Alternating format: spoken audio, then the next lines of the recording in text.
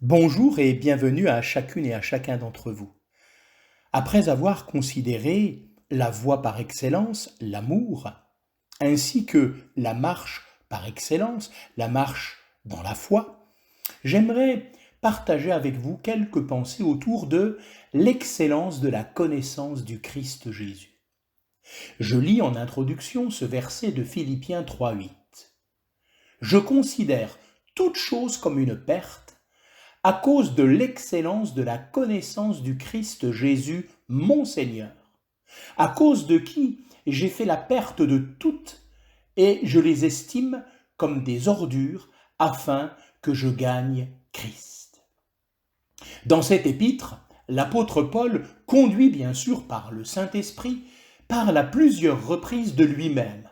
Au chapitre 1er, il est l'exemple d'un croyant qui désire vivre Christ, verset 21e. Au chapitre 2, les versets 5 à 8, nous montrent celui qui désire ressembler à Christ dans son abaissement, dans son humiliation.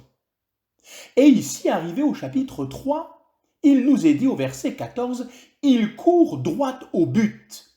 Et au chapitre 4, « Il peut tout en celui qui le fortifie ». Verset 13e. Il ne parle pas comme apôtre, mais comme chrétien, ayant le caractère d'esclave de Jésus-Christ révélé au chapitre 1er et au verset 1er. N'a-t-on pas pourtant en lui l'exemple frappant d'un homme complètement libre? Il ne voit plus que Christ, il ne contemple plus que lui, et tout ce qui pourrait le retenir ici-bas est estimé comme des ordures.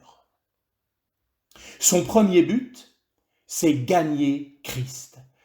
Qu'est-ce que cela veut dire? C'est-à-dire de le posséder entièrement, après avoir mis de côté tout ce qui l'aurait détourné de lui. Puis, il veut être trouvé en lui, n'ayant pas ma justice qui vient de la loi, mais celle qui est par la foi en Christ. Chapitre 3, verset 9. C'est être vu, connu là où Christ se trouve, dans toute l'excellence de sa beauté et de ses gloires. Il ne s'agit pas de la justification actuelle, c'est la justice découlant de l'œuvre de Christ, de laquelle nous serons revêtus dans la gloire. Cela correspond à l'expression de Jean 17, « Moi en eux et toi en moi » au verset 23. C'est le Fils vu dans les chrétiens et le Père vu dans le Fils. Tous les croyants seront trouvés en Christ ayant la justice de Dieu. Paul désire enfin le connaître lui et la puissance de sa résurrection et la communion de ses souffrances au verset 10. Cette connaissance de Christ s'obtient par l'expérience. Elle élève nos pensées vers lui et nous libère de nous-mêmes. Nous sommes alors enrichis de tout ce qui concerne la vie et la piété, selon 2 Pierre 1,3. Et nous échappons au mal qui est dans le monde. Nous aurons peut-être à souffrir pour le Seigneur, mais nous éprouverons cette joie en lui dont Paul parle également dans cet épître d'une manière si particulière. Oh, que Dieu vous bénisse et vous encourage et vous fortifie.